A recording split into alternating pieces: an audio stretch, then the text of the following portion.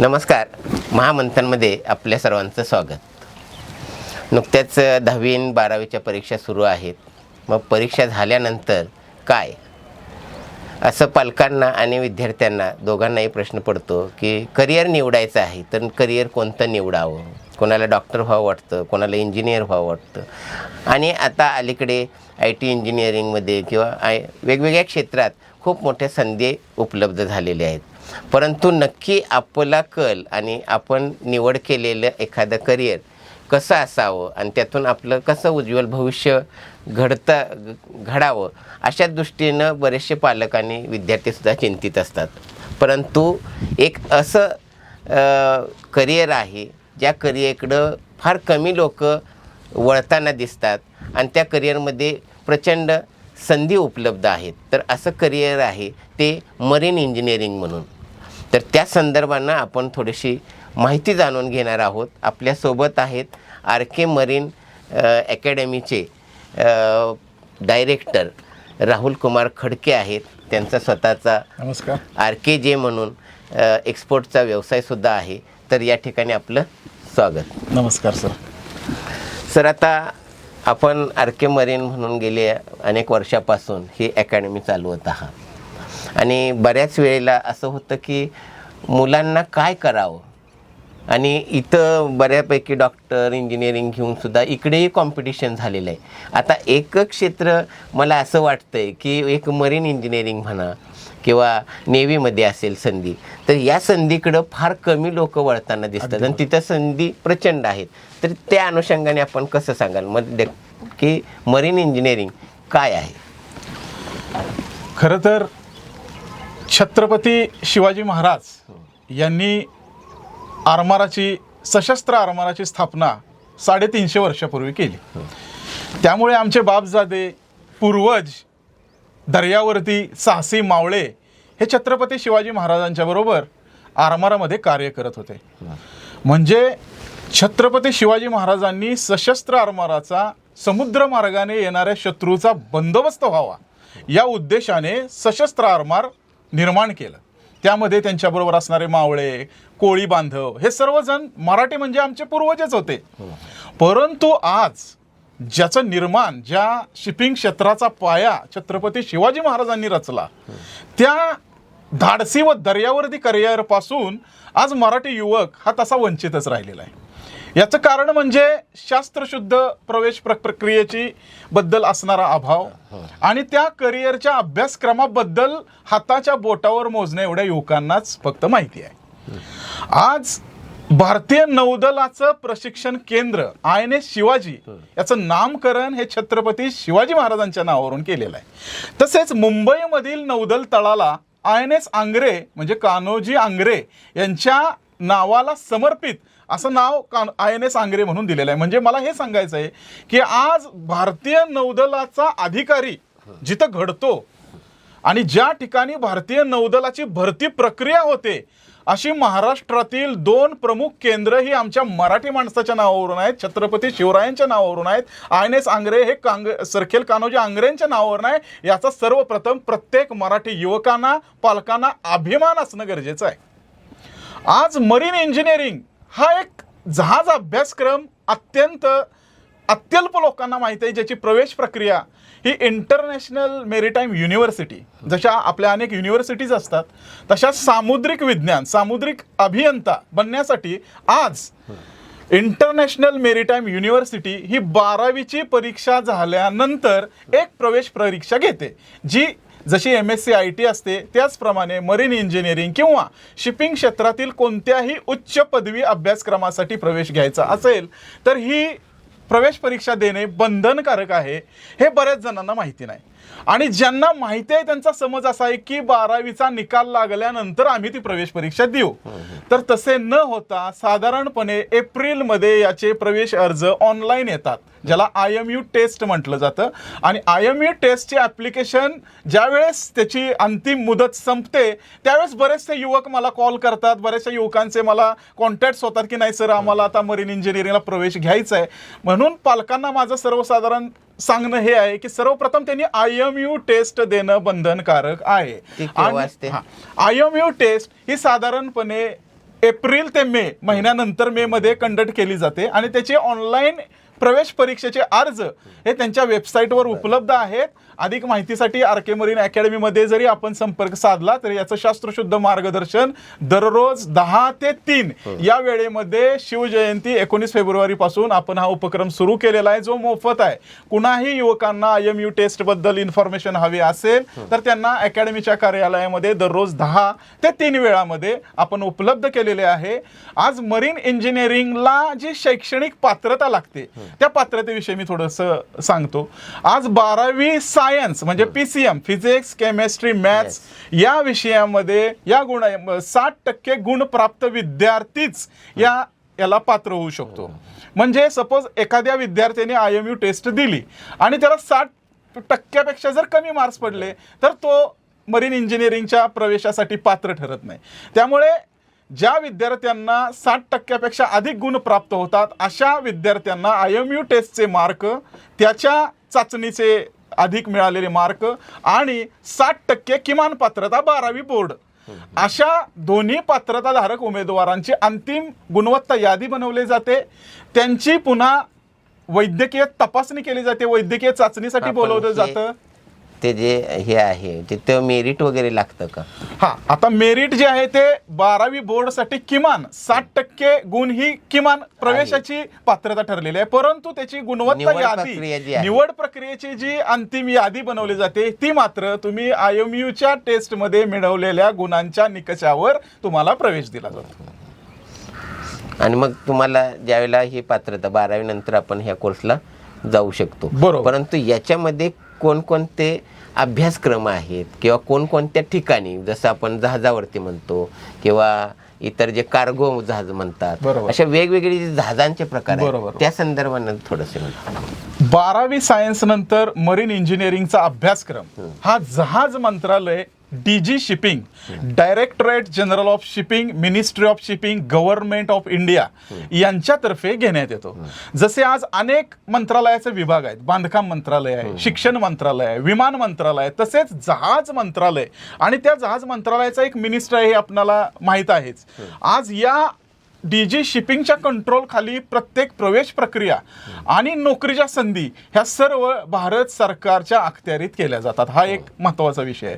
Even marine इंजिनिअरिंगची जी पदवीचं प्रमाणपत्र तुम्हाला दिलं जातं हे सुद्धा जहाज मंत्रालयाच्या सही शिक्क्यानं तुम्हाला दिलं जातं.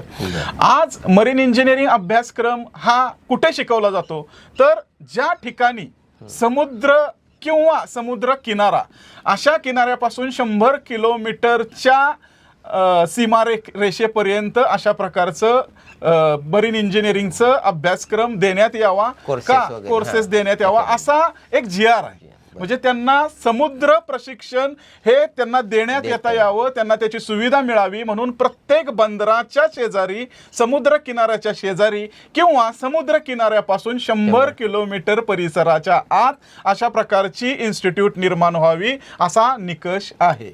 त्यामुळे जनरली समुद्र किनाऱ्यापासून 100 किलोमीटर असणाऱ्या प्रवेशामध्ये गोवा असेल, चेन्नई, मुंबई, विशाखापट्टणम, कोलकाता, कोचीन यासारख्या प्रमुख बंदरावर अशा प्रकारचे अभ्यासक्रम शिकवले जातात.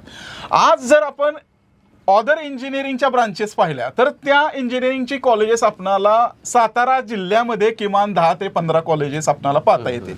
परंतु केवळ समुद्र किनाऱ्यावरच अशा प्रकारची इन्स्टिट्यूट निर्माण व्हावी असा जहाज मंत्रालयाचा निकष असल्या कारणानं केवळ 15 ते 17 अभियांत्रिकी मरीन इंजिनिअरिंगच्या संस्था संपूर्ण भारतामध्ये आज कार्यरत आहे. आज जर आपण पाहिलं तर संपूर्ण जगामध्ये 71% पाणी आणि 30% जमीन अशी भौगोलिक दृष्ट्या आपण प्रमाण सांगू शकतो. त्यामुळे आज इतर अभ्यासक्रमाच्या तुलनेत मरीन इंजिनिअरिंगच्या किंवा दुसऱ्या एखाद्या मेकॅनिकल इंजिनिअरिंग असेल, इलेक्ट्रिकल इंजिनिअरिंग असेल, सिव्हिल इंजिनिअरिंग असेल, इन्स्ट्रुमेंटेशन इंजिनिअरिंग याचा जर आपण विचार केला तर किमान एका सातारा जिल्ह्यातून कमीत कमी 1000 कॅडेट इंजिनिअरिंगचे बाहेर पडतात. असं जर आपण प्रमाण पकडलं तर एका इन्स्टिट्यूटमध्ये मरीन इंजिनिअरिंगच्या 100 विद्यार्थी हे प्रमाण आपण पकडू. आणि संपूर्ण भारतातून जर 17 इन्स्टिट्यूट असतील तर 17 गुणिले 100 हे गणित केलं तर केवळ 1700 मरीन इंजिनिअरिंगचे पदवीधारक विद्यार्थी संपूर्ण भारतातून बाहेर पडतात. तेच प्रमाण जर आम्ही सातारा जिल्ह्यातलं काढलं तर आज 20,000पेक्षा जास्त आपल्या इंजिनिअरिंग मधून बाहेर पडणाऱ्या विद्यार्थ्यांचं प्रमाण आहे. रिसेशन पण आहे बाहेर आज. त्यामुळं आज प्रत्येकच इंजिनिअरिंग कॉलेजमध्ये कॅम्पस सुविधा उपलब्ध आहेत असं नाही. त्यामुळे बाहेर पडणाऱ्या विद्यार्थ्यांची संख्या आणि त्यांना उपलब्ध असणाऱ्या नोकरीच्या संख्येचा जर विचार केला तर आज खूप मोठी तफावत आपणाला दिसून येते. या उलट जर मरीन इंजिनिअरिंगचा आपण जर विचार केला तर केवळ 17 इन्स्टिट्यूट संपूर्ण भारतामध्ये आहेत आणि नोकरीची संधी म्हणाल तर संपूर्ण जगभरात आहे. त्यामुळे की 17 इन्स्टिट्यूट मध्ये बाहेर पडणारे 1700 विद्यार्थ्यांना बाहेर पडणाऱ्या विद्यार्थ्यांचं प्रमाण हे अत्यल्प आहे आणि त्यांना उपलब्ध असणारी संधी ही जगभरात आहे. हे मला सर्वपर्यंत सांगायचं म्हणजे सर्वात महत्त्वाचा मुद्दा. मगाशी आपला मुद्दा झाला म्हणजे शैक्षणिक पात्रता झालं म्हणजे 12वी पास पाहिजे आणि ते एक्झाम द्यायला पाहिजे IMU आणि आता शारीरिक क्षमता त्या संदर्भात सांगा आणि वैद्यकीय दृष्ट्या कशा पद्धतीने आपण फिटनेस पाहिजे. बरोबर. असे बऱ्याचशा पालकांना असा एक गैरसमज आहे की केवळ गुणवत्ता असेल म्हणजे मार्क्स पडले केवळ त्या मार्क्सच्या आधारावर मरीन इंजिनिअरिंग करता येईल तर असं नव्हे. त्यासाठी शारीरिक दृष्ट्या त्याची उंची वजन हे शारीरिक दृष्ट्या सक्षम असणं अत्यंत गरजेचं आहे. त्याचबरोबर वैद्यकीय दृष्ट्या ज्या वेळेस तुम्ही IMU टेस्ट पास होता तेव्हा भारतीय DG डॉक्टर जसे आपण सर्वसामान्य जर आरोग्य सुविधा देणारे आपण अनेक डॉक्टर बघतो MBBS MD तसेच मरीन इंजिनिअरिंग मध्ये जेव्हा तुम्ही स्पेशली प्रवेश घेता तर तुमचं इन्स्पेक्शन करण्यासाठी DG शिपिंगनं डायरेक्टर जनरल ऑफ शिपिंगने एक डॉक्टर अपॉइंट केला. त्यांना स्पेशल सर्टिफिकेशन त्यांनी दिलेलं आहे ज्याला DG डॉक्टर असं आपण म्हणतो. त्यांच्या प्रमाणपत्रावर स्पष्ट उल्लेख केलेला असतो की he is a DG doctor म्हणजे त्याचा जो शिक्का बनव त्यांची जी डिग्री असेल MBBS MD पण त्याच्याबरोबर he is a DG doctor. DG doctor कडूनच ते इन्स्पेक्शन होणं गरजेचं आहे. मग त्यामध्ये काय पाहिलं जातं तर सर्वप्रथम त्याची नजर जी आहे ती 6x6 पर्यंत आपण अलाव केलेली आहे. पण जास्त जर चष्मा असेल नजर जर काही त्याला म्हणजे डोळ्याचा जर काही प्रॉब्लेम असेल तर त्यामध्ये मात्र काटेकोरपणे आम्ही बघितलं जातं. जर त्यामध्ये जर काही डिफेक्ट आढळला तर तो विद्यार्थ्याला रिजेक्ट केलं जातं. त्याचबरोबर कलर ब्लाइंडनेस हा एक खूप महत्त्वाचा विषय आहे कारण मरीन इंजिनिअरिंग काम करत असताना त्याची जी ड्युटी आहे ही रात्री अपरात्री जहाजाच्या डेकवर जहाजाच्या इंजिन रूममध्ये त्या विद्यार्थ्याला करावी लागत असते. त्यामुळे त्याला डोळ्याचा क्षमता जर नसेल त्याच्यामध्ये काही दृष्टीदोष असेल तर मात्र तिथं अपघात होण्याची शक्यता दाट असते. त्यामुळे दृष्टीदोष असणाऱ्या उमेदवाराला किमान 6x6 लिमिट असेल तरच त्याला प्रवेश दिला जातो. जर त्याला कलर ब्लाइंडनेस असेल तर तो विद्यार्थ्याला प्रवेश घेण्यासाठी खूप अडचणी निर्माण होऊ शकतात. म्हणजे त्याला कुठलाही दृष्टीदोष नसणं गरजेचं आहे. त्याची सक्षम दृष्टी असणं अत्यंत गरजेचं आहे. तसेच कलर ब्लाइंडनेस त्याला नसणं गरजेचं आहे ही एक महत्त्वाची. त्याचबरोबर 15पेक्षा जास्त टाक्यांची जर कुठं त्याच्या अंगावर शस्त्रक्रिया झाली असेल तर असा उमेदवार हा अपात्र ठरला जातो. त्यामुळे कुठलीही शस्त्रक्रिया नसावी.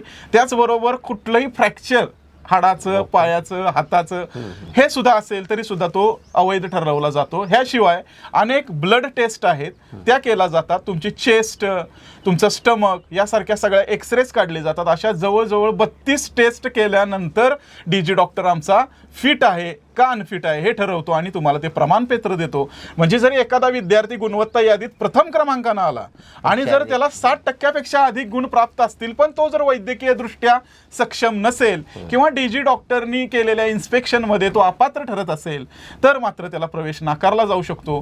त्यामुळे केवळ गुणवत्तेच्या आधारावरच मरीन इंजिनिअरिंगला प्रवेश दिला जात नाही तर तो शारीरिक दृष्ट्या आणि वैद्यकीय दृष्ट्या सक्षम असणं गरजेचं आहे. त्यामध्ये उंची पाहिली जाते का? हा, उंचीसाठी जास्त नाही पण किमान 5 फुटापर्यंत उंची असावी असे निकष आहे. आणि पोहायला येणं हे अत्यंत गरजेचं आहे. पण असं काही कंपल्शन नाही कारण दररोज मरीन इंजिनिअरिंगच्या अभ्यासक्रमामध्ये 2 तास स्विमिंग पूल मध्ये तुम्हाला सराव करणं गरजेचं आहे. त्यामुळे ट्रेनिंगचा पार्ट तो आहे, त्यामुळे ट्रेनिंगमध्ये तुम्हाला स्विमिंगचं प्रशिक्षण दिलं जातं स्वतःच्या बचावासाठी, ज्याला आपण PST म्हणतो, पर्सनल सर्वायवल टेक्निक्स.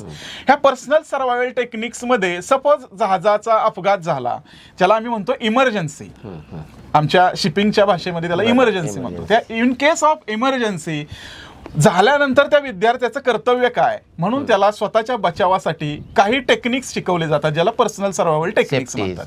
ज्याच्यामध्ये तुम्ही आता पाहताय ते लाईफ जॅकेट्स असतील, लाईफ राफ्ट्स म्हणून आमच्याकडे एक इक्विपमेंट आहे, जे तुम्ही बघता की कॅप्सूल ट्यूब एका मोठमोठ्या शिपवर ठेवलेलं असतात, की ज्याचं मेकॅनिझम जे आहे हे इलेक्ट्रॉनिकली डिपेंड असतं, की ते उचलल्यानंतर तुम्ही फक्त समुद्रामध्ये टाकायचं. इमर्जन्सी आली, सीमनला शिकवलं जातं की तुम्ही ती कॅप्सूल उचलून पाण्यामध्ये ड्रॉप करा. त्याचं म्हणजे सी वॉटरशी त्याचा कॉन्टॅक्ट आला की त्यामध्ये एक गॅस सिलेंडर असतो. तो सिलेंडर रिलीज झाला की ऑटोमॅटिक त्यातली ट्यूब ओपन होते आणि तुमच्या पुढे जी बोट आपण पाहतो इमर्जन्सीमध्ये, आपण सेफ्टी बोट्स वगैरे यूज करतो, ते ऑटोमॅटिकली ओपन होतात.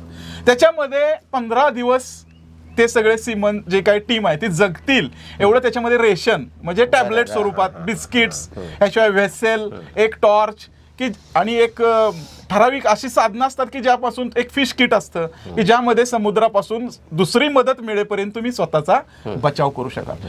तर ज्या विद्यार्थ्यांना पोहताच येत नाही अशा कंडिशनमध्ये स्वतःचा जीव गमावू शकतात. त्यामुळे त्यांना इन्स्टिट्यूटनं किमान 2 तास सराव त्यांच्या स्विमिंग पूलमध्ये असावा, म्हणून असा एक कडक नियम आहे की प्रत्येक इन्स्टिट्यूटच्या कॅम्पसमध्ये जहाज जलतरण तलाव म्हणजे ज्याला स्विमिंग पूल म्हणतो तो असणं गरजेचं आहे. आणि विद्यार्थ्याला अभ्यासक्रमाबरोबरच जे डेली जे रुटीन आहे, लेक्चर्स असतील, त्याच्याबरोबर त्याला ते स्विमिंग सुद्धा कंपल्सरी करण्यात आलेलं आहे. थेरॉटिकल नॉलेज देते आपण जे ट्रेनिंगमध्ये, ते थेरॉटिकल आणि प्रॅक्टिकल. आता ह्या दोन्हीमध्ये थेरॉटिकलमध्ये काय काय येतं आणि प्रॅक्टिकलमध्ये काय येतं? थेरॉटिकल जो सब्जेक्ट्स आहेत, जे इंजिनिअरिंगचे अनेक सब्जेक्ट्स असतील, ज्याच्यामध्ये नेव्हिगेशन्स असतील, मरीन इंजिनिअरिंगचे बाकीचे जे काय मॅथ्स म्हणे, फिजिक्स, हे सुद्धा सगळे सब्जेक्ट्स असतात. हे झालं थेरॉटिकल. जे जनरली इंजिनिअरिंग येतं ते थेरॉटिकल, पण त्यामध्ये स्पेशली शिप बिल्डिंग टेक्नॉलॉजी म्हणून जे जहाज म्हणजे इंटरनॅशनल शिपिंग आर्किटेक्चर ज्याला आपण म्हणतो, ते जहाज बांधणी तंत्रज्ञान हे प्रॅक्टिकली मात्र विद्यार्थ्याला शिकवलं जातं. त्यामुळे प्रत्येक कॅम्पसमध्ये जसं मी स्विमिंग पूल कंपल्सरी म्हटलं तसं किमान 30 फुटाचं एक जहाज म्हणजे ज्याचं मॉडेल कॅम्पसमध्ये असणं अत्यंत गरजेचं आहे. प्रत्येक मरीन इंजिनिअरिंगच्या इन्स्टिट्यूटमध्ये डीजी शिपिंगनं ते मॉडेल कंपल्सरी केलंय. फक्त ते पाण्यामध्ये तरंगत नाही, अदरवाईज ते जमिनीवर जसं आतलं स्ट्रक्चर आहे त्या इंजिन पार्ट्स, पंप्स, जनरेटर्स ह्या सगळ्यांनी ते युक्त आहे की जेणेकरून त्या विद्यार्थ्याला त्याचं प्रॅक्टिकल ट्रेनिंग तिथं मिळावं, म्हणून ते सगळं त्या प्रॅक्टिकल ट्रेनिंगमध्ये इन्क्लूड केलं आहे. ह्याशिवाय तिथं जिम्स आहेत, त्यामध्ये त्यांची शारीरिक क्षमता वाढण्यासाठी दररोज त्यांना PT आहे आणि स्विमिंग पूलचा सराव आहे. ह्याशिवाय बाकीचे स्पोर्ट्स आणि इतरही ॲक्टिव्हिटीज राबवले जातात. आता मर्चंट नेव्ही आणि इंडियन नेव्ही याच्यामध्ये काय फरक आहे? आता हा एक बऱ्याचशा पालकांमध्ये संभ्रम आहे की मर्चंट नेव्ही काय आणि इंडियन नेव्ही काय. इंडियन नेव्ही म्हणजे लष्करी दल जे आपले 3 आर्म्ड फोर्सेस आहे, ज्यामध्ये इंडियन आर्मी असेल, इंडियन एअरफोर्स आणि इंडियन नेव्ही, ज्याची भरती भारत सरकारच्या कंट्रोलमध्ये होत असते. मर्चंट नेव्ही हे प्रायव्हेट कंपन्या जे आहेत की जगातील आंतरराष्ट्रीय दळणवळण जे आहे हे मर्चंट नेव्हीवर अवलंबून आहे. म्हणजे एका देशातून दुसऱ्या देशाशी परराष्ट्रीय संबंध जे आपले आहेत ते आता सुधारत चाललेले आहेत, अनेक बंदरांचा विकास होत आहे, परंतु जगभरातून लाखो करोडो टन माल एका देशातून दुसऱ्या देशामध्ये आज पाठवला जातो. या जहाजावर काम करणारं जे मनुष्यबळ लागतं त्याला मर्चंट नेव्ही असं म्हणतो. या मर्चंट नेव्हीचं जे कंट्रोल आम्ही सांगितलंय भारत मंत्रालयातर्फेच केलं जातं. इव्हन हा अभ्यासक्रम पूर्ण केल्यानंतर त्याला अजून एक सुविधा मिळते, ती म्हणजे CDC. त्याचा लॉंग फॉर्म असा आहे, कंटिन्युअस डिस्चार्ज सर्टिफिकेट, जे प्रत्येक उमेदवाराला म्हणजे ज्यांनी हा अभ्यासक्रम पूर्ण केलेला आहे अशा उमेदवाराला हे CDC मिळते. ज्याचा फायदा असा आहे की जर CDC असेल तर जगातल्या कुठल्याही देशाचा विजा विदिन 15 डेजमध्ये त्या उमेदवाराला द्यावा अशी तरतूद त्या प्रमाणपत्राद्वारे भारत सरकारनं केलेली आहे. त्यामुळे हे प्रायव्हेट आहे असा एक गैरसमज न करता त्याचं कंट्रोल हे भारताच्या जहाज मंत्रालयातर्फेच करण्यात येतं आणि त्याची जी नोकरी आहे ही जरी प्रायव्हेट तत्वावर असली तरी त्याचं कंट्रोल हे भारत सरकारतर्फेच करण्यात येते. त्याच्या सुविधा, त्याच्या सुरक्षा या भारतीय, आज जर आपला एखादा उमेदवार जहाजावर बाहेर गेला तर त्याच्या सुरक्षेची जबाबदारी त्या कंपनीची असते, त्याच्यावर तो इन्शुरन्स क्लेम केलेला असतो. त्यामुळे ही सगळी सुविधा, ह्याचं कंट्रोल हे shipping corporation of India and DG shipping government of India यांच्या कंट्रोलखाली होतं. आपण जसं पाहतो की पॅसेंजर जहाजं असतात किंवा माल वाहतूक जहाजं असतात किंवा जसे मोठमोठे मच्छीमारीसाठी असते किंवा असे जे वेगवेगळे जहाजाचे प्रकार आहेत, या प्रकारामध्ये कुठं कुठं संधी उपलब्ध आहे आणि त्याच्यासाठी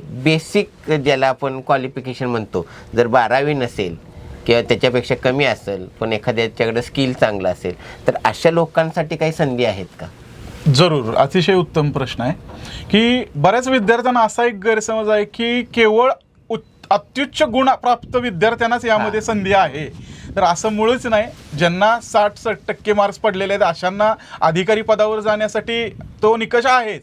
पण जे सर्वसामान्य BA, BCom जे किमान गुणांनी 50% गुणांनी पास झालेले आहेत, मात्र त्यांची वयोमर्यादा 17 आणि 25 याच्या आत असेल आणि कुठल्याही शाखेतून तो किमान पात्रता घेऊन पास असेल, वैद्यकीय शारीरिकदृष्ट्या सक्षम असेल आणि किमान इंग्रजीमध्ये 40 गुण, मी काय म्हणतोय 40, किमान 40 गुण एवढाच एक निकष आहे. हे 40 गुण प्राप्त असणारा जर उमेदवार असेल तर तो पॅसेंजर शिप, ज्याला आपण कार्गो, माल वाहतूक, ऑइल टँकर अशा अनेक प्रकारचे जहाजाचे प्रकार आपण म्हणतो. जनरली मरीन इंजिनिअरिंगचं काम हे cargo, oil tanker, chemical tanker अशा प्रकारच्या लाखो करोडो टन वजनाच्या जहाजावर त्यांना काम करावं लागतं. पण सर्वसामान्य किमान पात्रताधारक विद्यार्थी, जसे मी सांगितलं आता की BA झालेले आहेत, BCom झालेले आहेत, तर त्यांच्यासाठी किमान 10वी पास असेल अशी जरी पात्रता असेल तरी सुद्धा तो विद्यार्थी 6 महिन्याचा एक आमच्याकडे अभ्यासक्रम आहे, ज्याला डेक आणि इंजिन आणि कुक या तिन्ही विभागातून तो विद्यार्थी हा अभ्यासक्रम करू शकतो. ज्याला सांगितल्याप्रमाणे पात्रता किमान तो 12वी पास असावा. मग तो कुठल्या शाखेचा आहे तेही आपल्याला काय हे धरत नाही. इंजिनिअरिंग सोडून इंजिनिअरिंग सायन्स सोडून तो कुठल्याही शाखेचा असेल तरी सुद्धा चालू शकतो. तो 10वी किमान 12वी पास असावा, वयोमर्यादा 17 ते 25 असावी आणि असा उमेदवार जो शारीरिक वैद्यकीय दृष्ट्या सक्षम आहे तो डिप्लोमा इन मेरीटाईम कॅटरिंग म्हणून अत्यंत कमी कालावधीचा 6 महिन्याचा केवळ कोर्स आहे. आपल्याच्या जवळ नियरेस्ट इन्स्टिट्यूट जर कुठले असेल तर गोवा आहे. या गोव्यामध्ये किमान 100 विद्यार्थ्यांना दर 6 महिन्याला हा अभ्यासक्रम शिकवला जातो.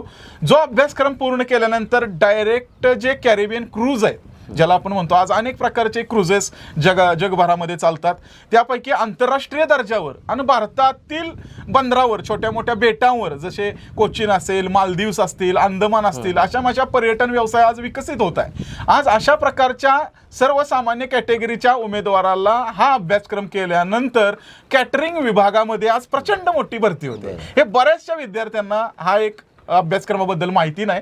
मी त्यांना सांगू इच्छितो की डिप्लोमा इन मेरीटाईम कॅटरिंग जर तुम्ही गुगलवर जरी सर्च केलं तर त्यासाठी सर्वसामान्य पात्रधारक उमेदवार केवळ 6 महिन्याचा अभ्यास करून आंतरराष्ट्रीय जहाजामध्ये कॅटरिंग विभागामध्ये कुक म्हणून काम करू शकतो.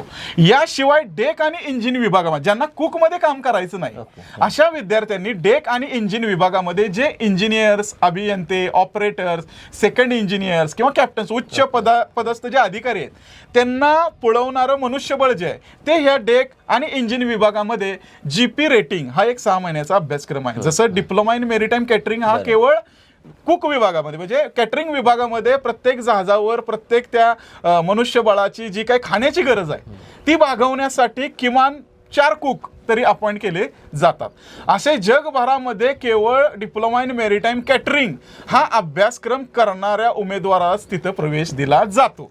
अदरवाईज दुसरा कोणीही डायरेक्ट एंट्री करून तिथे जाऊ शकत नाही. त्यामुळे हा एक सर्वसामान्य उमेदवार ज्याची किमान पात्रता आहे असा उमेदवार डेक, इंजिन आणि कुक या विभागातून अतिशय सुंदर करिअर घडवू शकतो, ज्याला किमान 50,000 ते 3 लाखापर्यंत वेतन मिळू शकतं.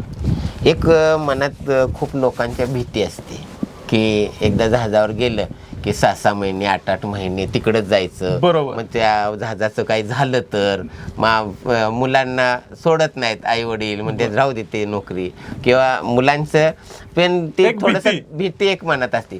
तर ह्या भीतीच्या संदर्भानं तुम्ही काय सांगा? आता भीती म्हणाल सर तर आज कुणीच असं नाही की जिथं त्याला मृत्यू नाही. मृत्यू हा अटळ आहे. आपण आज इथं बसलोय, कुठेही आपल्याला मृत्यू पोहोचू शकतो. तर किमान म्हणजे 100-150 वर्षापूर्वीचा काळ किंवा एक 50-60 वर्षाचा काळ थोडासा विकसित दृष्ट्या थोडंसं म्हणू किंवा आपण त्याच्या सुरक्षेविषयी म्हणू तर काही सुविधा नव्हत्या. ही गोष्ट मी मान्य करतो. ज्यावेळेस टायटॅनिकचं घटना घडली साधारणपणे 1912 साली, तर त्यावेळेस अशा कुठल्या सॅटेलाइट सुविधा किंवा एखाद्या जसं आज इंटरनेट आहे, व्हिडिओ कॉल आहेत, वायफाय आहे, ज्या दृष्टिकोनातून त्यावेळेस किमान 70-80-100 वर्षापूर्वी अशा प्रकारची कुठलीही सुविधा नव्हती. परंतु आता पालकांनी याविषयी घाबरण्याचं मुळीच कारण नाही, कारण प्रत्येक जहाजावर हा सॅटेलाइट आज उपलब्ध आहे, ज्याच्याद्वारे शिप वायफायवर आज तुम्ही प्रत्येक क्षणाला तुमच्या विद्यार्थ्याबरोबर तुमच्या मुलावर तुम्ही बोलू शकता. आज माझे काही विद्यार्थी असे आहेत की जे आज मी काय खातोय ते सर व्हिडिओ कॉलद्वारे मला दाखवत असतात. म्हणजे जरी तिथे इंटरनेट नसेल, आज आपण किमान 100 किलोमीटर घाटावर गेलो तर आपल्याला तिथं मोबाईलला रेंज येत नाही, परंतु समुद्रामध्ये ह्या सॅटेलाइटद्वारे तुम्हाला उपक्रमाद्वारे त्या वायफायद्वारे तुमच्या प्रत्येक मेंबरशी, क्रू मेंबरशी आमचा रोजचा कॉन्टॅक्ट असतो, त्याचा संपर्क असतो. इव्हन कोरोना काळामध्ये सुद्धा आज प्रायव्हेट जेट विमानाने विद्यार्थी मर्चंट नेव्हीमध्ये काम करत होते. हे मला आवर्जून सांगायचे की कोरोना आला तरी सुद्धा हे कार्य चालूच होतं. विद्यार्थ्यांना अत्यंत सुरक्षा सुविधा डीजी शिपिंग तर्फे पुरवण्यात येते. समजा अशा प्रकारची घटना अगोदर व्हायचं काय की ती घटना उशिरा समजायची, त्यामुळे जी काही त्यांना मदत कार्य करणारी जी टीम आहे, सपोज हेलिकॉप्टर असेल, कोस्टल गार्ड असतील, तटरक्षक दल असेल, हे आज एवढे विकसित झालेले आहे की एका सेकंदामध्ये आज मी सांगितलं की लाईफ राफ्ट जे इक्विपमेंट तुमच्या शिपवर असतं त्याचा समुद्राशी संपर्क आला की ऑटोमॅटिक ते सिग्नल तुमच्या उपक्रमाला देतं. सॅटेलाइटला त्याचे सिग्नल जातात आणि नियरेस्ट पोर्ट अगोदर अलर्ट होतं, तिथून जवळचं एखादं जहाज असेल त्याला ते सिग्नल जातात आणि विदिन अ सेकंद ती यंत्रणा कार्यान्वित होते आणि तुमच्यापर्यंत मदत कार्य पोहोचलं जातं. जर असं झालं तर आज मला हे सांगायचे, रस्त्यावर आज आपण पाहिले तर रोडवर किमान दिवसाला 10 ॲक्सिडेंट जर प्रमाण पकडलं तर संपूर्ण जगभरात 2 ॲक्सिडेंट हे होतात. टेक्निकली ते एक म्हणतो आपण. तर याचा विचार केला तर आज असं घाबरून जाण्याचं काहीही कारण नाही. प्रत्येक जहाजाला सुरक्षा पुरवण्यात आलेली आहे आणि सॅटेलाइटद्वारे त्याच्यावर लक्ष ठेवलं जात आहे. तटरक्षक दल, कोस्टल गार्ड्स हे अतिशय जागरूक आहे. त्यामुळे अशा प्रकारचे अनेक ऑपरेशन्स केलेले आपण टीव्हीवर पाहिले. जरी कुणी अटॅक्स केले, अतिरेकी अटॅक झाले, तरी सुद्धा आमची इंडियन कोस्टल गार्ड, इंडियन भारतीय नौदल हे सक्षम आहे. आणि मला वाटतं नुकतं चिता का कुठलं तरी ऑपरेशन झालं, त्या ऑपरेशनमध्ये अशा प्रकारच्या अनेक अतिरेक्यांचा बिमोड हा आपल्या भारत सरकारने केलेला आहे. त्यामुळे त्यांनी घाबरून जाण्याचं बिलकुल कारण नाही. अत्यंत चांगल्या प्रकारच्या सुविधा, त्यांचा संपर्क हा डेली होत आहे. जर काही वातावरणाच्या बिघाडामुळं काही जशी भरती ओट येते त्यानुसार जर काही वातावरणाचा तो दोष असेल, परंतु ते सुरक्षित आहेत आणि त्यांचा दररोज संपर्क त्यांच्याशी होत असतो. याबद्दल घाबरून जाण्याचं काहीही कारण नाही. आता ह्या मरीन क्षेत्रात ज्या ज्या संधी उपलब्ध आहेत त्या संधी म्हणजे त्यांच्याकडं पाहिलं की एक खूप असं अभिमान वाटतो. किंवा काही लोक जे इंजिनिअरिंगमध्ये आहेत, मग जसं इंडियन नेव्हीमध्ये त्यांच्या कपड्यांचे युनिफॉर्म जो पाहिलं की असं वाटतं की एक साधा डागही नाही, एवढं चांगलं म्हणजे डिसिप्लिन आहे, स्वच्छता आहे किंवा धैर्य म्हणतो, धाडस, अशा दृष्टीनं हे काम करणारं क्षेत्र आहे. मग ह्या क्षेत्रात पदोन्नती कशी असते आणि त्याचं वेतन कसं असतं? हां, अगदी बरोबर. हा एक सुद्धा समर्पक प्रश्न आहे. तर मरीन इंजिनिअरिंग अभ्यासक्रम हा 4 वर्षाचा असतो. 4 वर्ष डिग्री कंप्लिशन झाल्यानंतर 1 वर्ष सी सर्व्हिस, ज्याला मी म्हणतो की सागरी प्रशिक्षण कंपल्सरी आहे. म्हणजे त्या विद्यार्थ्याला जसं तुम्ही डॉक्टर झाल्यानंतर तुम्हाला इंटर्नशिप करावी लागते किंवा एखाद्यानं ITI केल्यानंतर त्याची काही इंटर्नशिप असते, सेम वे ज्यावेळेस तुम्ही प्रॅक्टिकल नॉलेज तुम्हाला अत्यंत कंपल्सरी असल्या कारणाने ज्यावेळी डिग्री कंप्लीट करता त्यावेळेस त्या कॅम्पसमधूनच तुमची कंपनीतून निवड होत असते. ज्या मेजर इन्स्टिट्यूट आहे तिथे कॅम्पस सुविधा उपलब्ध असल्या कारणाने ते कॅम्पस लास्ट इयरला येऊन तुमची निवड करत असते आणि त्यानंतर त्यांना 1 वर्षासाठी समुद्राचं प्रत्यक्ष अनुभव मिळावा म्हणून त्याला समुद्रावर पाठवलं जातं. हे प्रॅक्टिकल ट्रेनिंग करताना 1 वर्ष त्याला विद्यावेतन किमान स्टायपेंड 50,000 हा दिला जातो किमान. आता हा स्टायपेंड आहे, ज्यावेळेस त्याचं ते इंटर्नशिपला किमान 50,000 तुम्हाला सर्व सुविधा देऊन तुम्हाला मरीन इंजिनिअरिंगला ते वेतन दिलं जातं. ज्यावेळेस तुमचा अभ्यासक्रम पूर्ण होतो तेव्हा तुमची पद जे आहे ते 5th मरीन इंजिनियर, आमच्या ज्या मरीन इंजिनिअरिंगच्या पदोन्नती ठरलेल्या आहेत, जसं आर्मीच्या रँक्स आहेत तसं मरीन इंजिनिअरिंगच्या शिपिंगच्या रँक्स आहेत, ज्याच्यामध्ये डेक आणि इंजिन असे 2 प्रमुख विभाग आहेत. डेक इंजिनचा जो प्रमुख आहे त्याला आपण कॅप्टन म्हणतो. हा एक गैरसमज आहे की इंजिन चीफ म्हणजे जहाजाचा प्रमुख हा कॅप्टन असतो, तर असं नव्हे.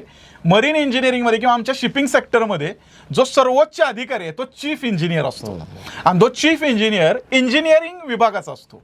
म्हणजे मरीन इंजिनिअरिंग केलेलाच चीफ इंजिनियर बनू शकतो, तो कॅप्टन बनत नाही. डेक विभागाचा प्रमुख हा कॅप्टन समजला जातो.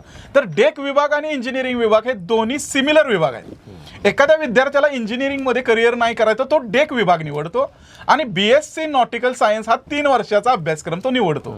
तो अभ्यासक्रम केल्यानंतर तो इंजिनिअरिंग विभागामध्ये जसं मरीन इंजिनियरचं करिअर सुरू होतं तसं BSc नॉटिकल सायन्स हा अभ्यासक्रम करणाऱ्या कॅडेटचं शिक्षण, त्याचं जे काही ट्रेनिंग आहे ते पूर्ण झाल्यानंतर तो डेक विभागामध्ये अधिकारी म्हणून कार्यरत होतो.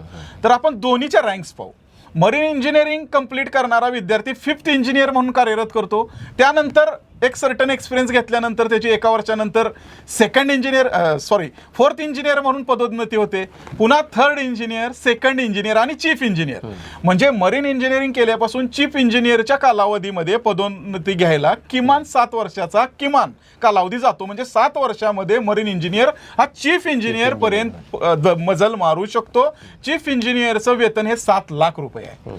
मरीन इंजिनिअरिंगचं प्रायमरी स्केल जर म्हटलं 1.5 लाख ते 2 लाखापासून त्याचं स्टार्टिंग होतं.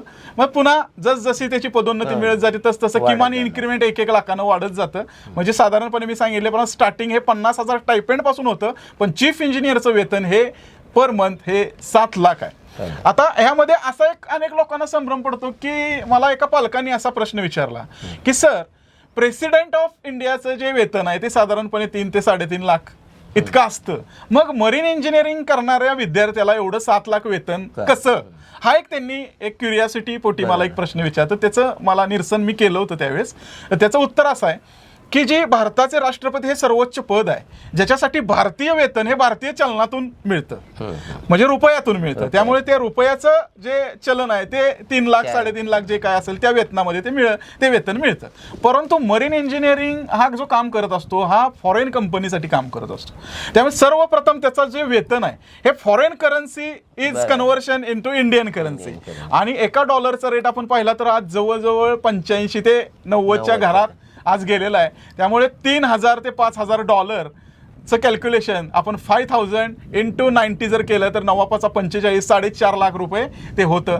तर त्याचं जे रूपांतर आहे म्हणजे चलनाचं भारतीय फॉरेन करन्सीचं विलिनीकरण इंडियन करन्सीमध्ये झाल्यामुळं ते वेतन तेवढं झालेलं आहे. ते भारतीय चलनातून तेवढं वेतन दिलेलं नाही, हे त्याचं उत्तर आहे. साधारण आता RK मरीनच्या माध्यमातून आत्तापर्यंत तुम्ही किती लोकांशी घडवलेले आहेत, वेगवेगळ्या स्टेजला असतील किंवा वेगवेगळ्या पोस्टवरती असतील, तर साधारण काय रेशिओ आहे तुमचं? RK मरीन करिअर अकॅडमी ही संस्था 2007 साली माझ्या गावातून वडूजमधून मी सुरू केली.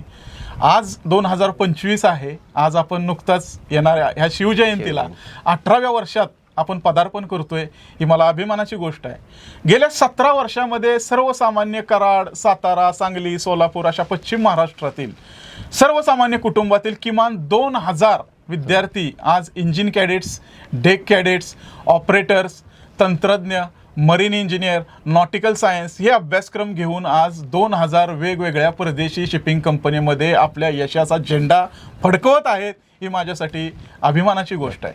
पण तरीसुद्धा आज अत्यल्प प्रमाण आहे की आज डिमांड्स एवढे आहेत. मग जगभरातून आज आंतरराष्ट्रीय व्यापार हा वाढतच चाललेला आहे. ह्याशिवाय भारताचं परराष्ट्रीय धोरण, सागरी संबंध सुधारत आहेत. आज रोजी भारतामध्ये जवळजवळ 15 ते 20 नवीन बंदरांचं काम सुरू आहे, सागरी प्रकल्प सुरू आहे जे आम्ही जाणतो. त्यामुळं आज जगामध्ये संपूर्ण मर्चंट नेव्ही, दळणवळण, व्यापाराचा विचार करता आज संपूर्ण मर्चंट नेव्हीच्या अर्थव्यवस्थेवर हा भारत देश चालतो. म्हणजे भारत देशाच्या 30% 40% तरी अर्थव्यवस्था ही मर्चंट नेव्हीवर, शिपिंग इंडस्ट्रीवर नक्कीच अवलंबून आहे. त्यामुळे अशा प्रकारच्या आर.के. मरीन अकॅडमीमधून पास जाणारे विद्यार्थी जे आहेत ते 2000पेक्षा अधिक संख्या आहेच आणि भविष्यातही ही संख्या वाढेल अशी मी अपेक्षा करतो. आणि गेल्या 15 ते 17 वर्षामध्ये जगभरामध्ये अनेक संधी उपलब्ध होत्या आहेत आणि आज या बंदरांचा विकास होत असल्यामुळं भविष्यात सुद्धा त्यांना अनेक रोजगाराच्या संधी या उपलब्ध आहेत. याचा लाभ सर्व विद्यार्थ्यांनी घ्यावा असं मी त्यांना आवाहन करेन. आणि जी एप्रिलमध्ये IOMU टेस्ट आहे ती सर्वांनी ती टेस्ट द्या.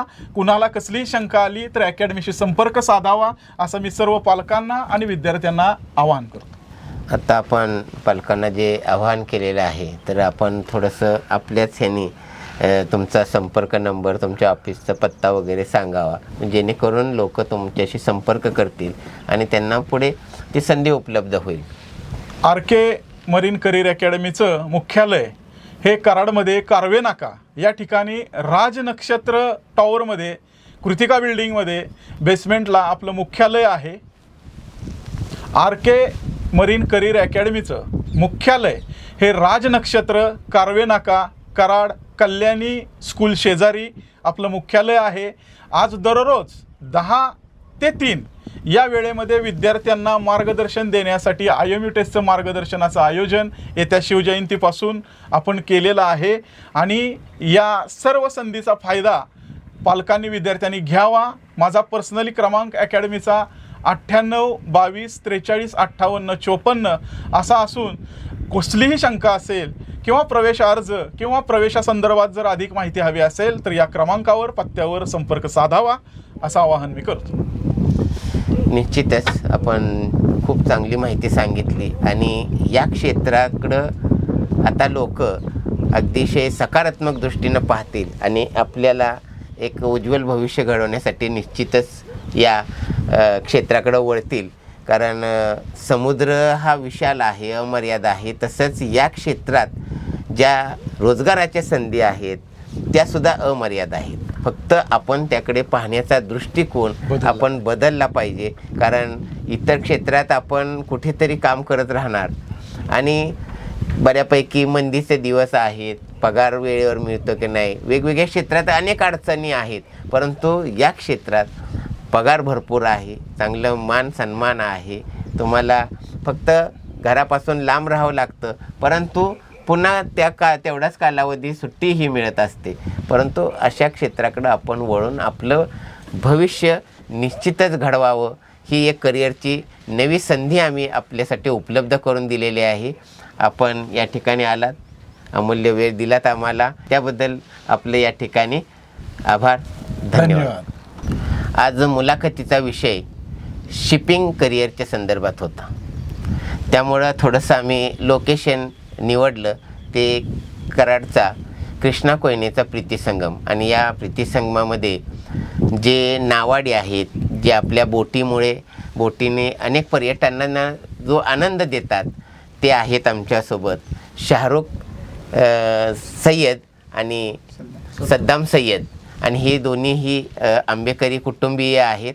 यांना राजे महाराजांपासूनचा इतिहास आहे. हे नावाडी पूर्वीपासून होते म्हणून त्यांना ते एक आंबेकरी हे कदाचित त्यांना संबोधलं जातं. आणि ते सैदापूरलाच राहतात. त्यांच्या अनेक बोटी आहेत.